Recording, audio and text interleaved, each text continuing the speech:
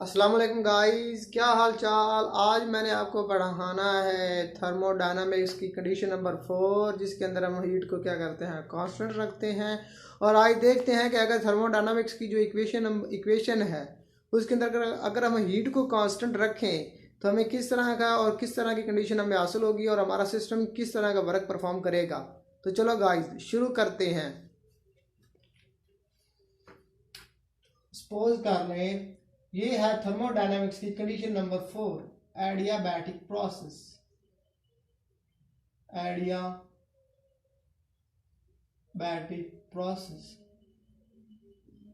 Adiabatic process जैसा कि आपको गाइस जो मैंने कंडीशन बोली है या जो मैंने लफ्ज़ बोला है उससे ही पता चल रहा है कि एडियाबैटिक कौन सा प्रोसेस हो सकता है, वो कौन सी कंडीशन हो सकती है जिसके ज़रिए से जिस तरीके से हम फर्स्ट लॉ ऑफ थर्मोडायनामिक्स की इक्वेशन को इस्तेमाल करते हुए किसी भी सिस्टम की या किसी भी सिस्टम के वर्क को मालूम कर सकते हैं। तो वो हमारे पास आ रहा है the process in which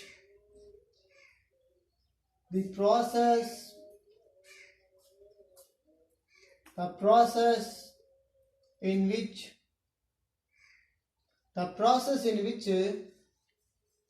a system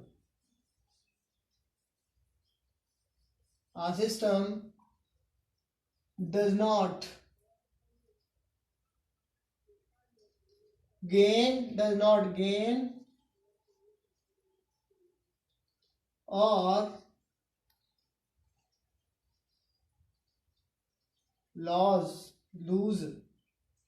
lose heat। तो हम पढ़ रहे थे गेन और लूज हीट एनर्जी। गेन और लूज हीट एनर्जी ऐसा सिस्टम जो ना तो हीट को गेन करता है और ना ये हीट को क्या करता है, रिलीज करता है। इसका हीट के साथ कोई भी किसी भी किस्म का कोई रिश्ता यहाँ पर मौजूद नहीं है। तो ऐसे प्रोसेस को हम क्या कहते हैं, the process in which a system does not gain a lose heat energy. ऐसा system, the process in which a system does not gain और lose heat energy to do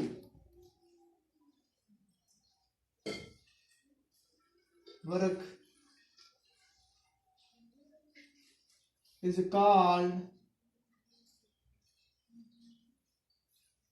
is called adiabatic process। adiabatic process ऐसे process को हम कहते हैं adiabatic process. तो इस सूरत में हमारे पास अकॉर्डिंग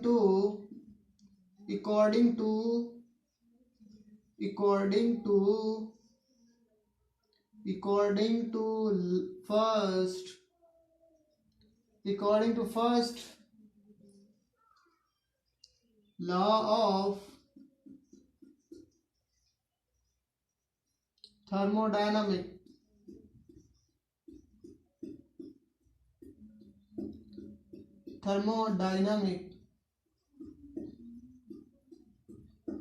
हमारे पास जो इक्वेशन थी वो थी हमारे पास डी बराबर है D Q minus D W. ये हमारे पास इक्वेशन थी। इस इक्वेशन को हमने करना, तो हमारे पास जो कंडीशन आ रही थी वो थी ये हमारे पास कांस्टेंट थी। हीट है ना, क्योंकि क्यू के जरिए हम हीट को क्या कर रहे हैं, डिस्क्राइब कर रहे हैं या रिप्रेजेंट कर रहे हैं। तो डी क्यू हमारे पास है हीट, बट प्लस ये कांस्टेंट भी है। ये हमारे पास कांस्टेंट है। अगर ये हमारे पास कांस्टेंट है, हीट कांस्टेंट है, तो हमारे पास जो इक्वेशन आ जाएगी डी क्यू डी क्यू हमारे पास है 0, क्यों 0 है क्योंकि कांस्टेंट है, बिकॉज ऑफ कांस्टेंट, क्योंकि ये कांस्टेंट है, कांस्टेंट होने की वजह से हमारे पास equation become as a equation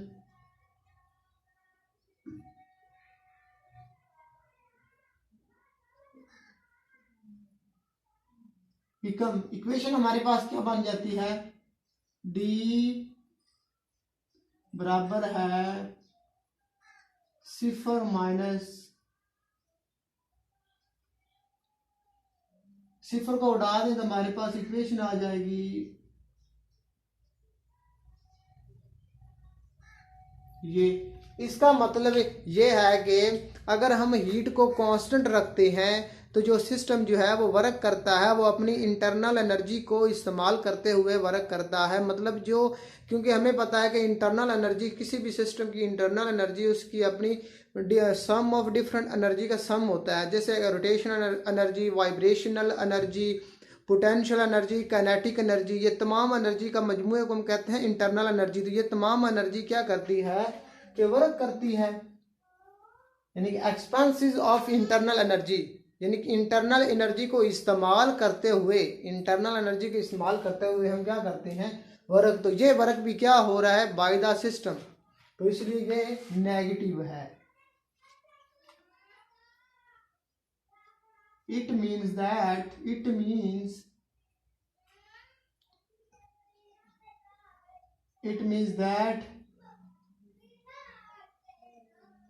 the system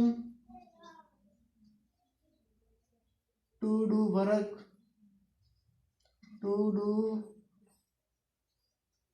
work by using internal energy,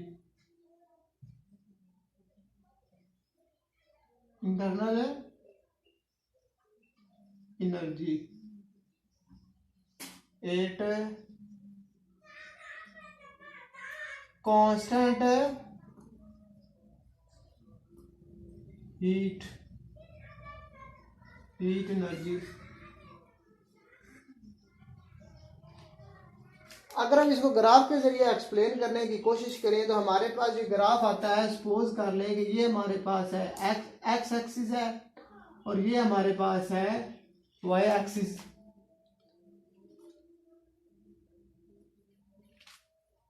suppose कर लें कि ये हमारे पास है, तो यहां पर हमने रखा हुआ है प्रेशर, इनिशियल प्रेशर, और यहां पर हमने रखा हुआ है फाइनल प्रेशर। इसी तरह से यहां पर हमने रखा हुआ है वॉल्यूम जो कि इनिशियल है, और फाइनल वॉल्यूम हमने रखा हुआ है यहां पर। तो जब रिजल्ट के तौर पर जब हमारे पास एडियाबैटिक प्रोसेस का जो ग्राफ आता है वो कुछ इस तरह से आता है।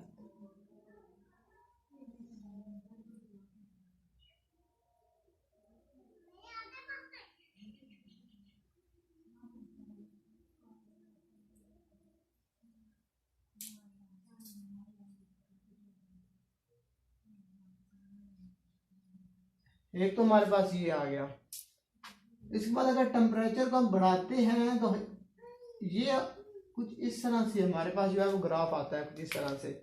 जो ये लाइन है, ये लाइन लो टेम्परेचर को शो करती है, लो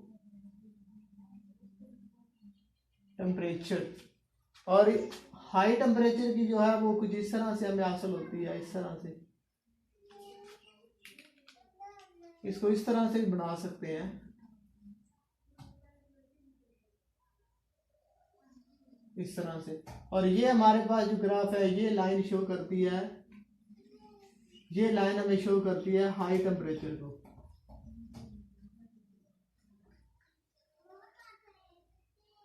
हाई टेम्परेचर को वॉल्यूम यहां से बढ़ के यहां तक चला गया, प्रेशर यहां से बढ़कर यहां तक चला गया। तो जिस वक्त हमारे पास जो है वो टेम्परेचर कम था तो हमारे पास ये लाइन हासिल हुई, और जब हमारे पास जो टेम्परेचर बढ़ा और सिस्टम में वर्क किया तो उस वक्त हमारे पास ये लाइन हासिल हुई।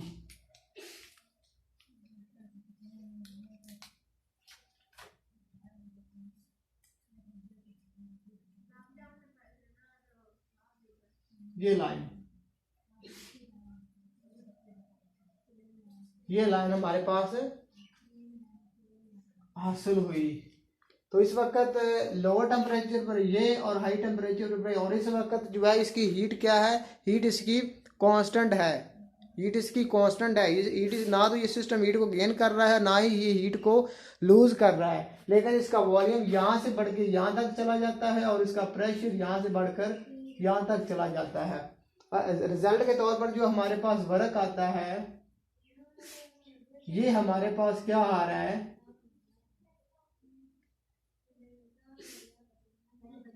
ये हमारे पास वर्क है,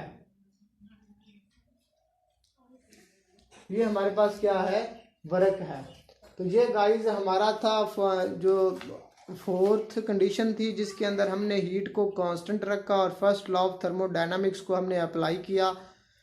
तो इस सूरत से हमें जो वैल्यू हासिल हुई वो थी डी बराबर है -dW। वर्क जो है वो सिस्टम के ऊपर नहीं हुआ है, बल्कि वर्क जो है वो हम बाय सिस्टम ने वर्क किया है अपनी इंटरनल एनर्जी को इस्तेमाल करते हुए।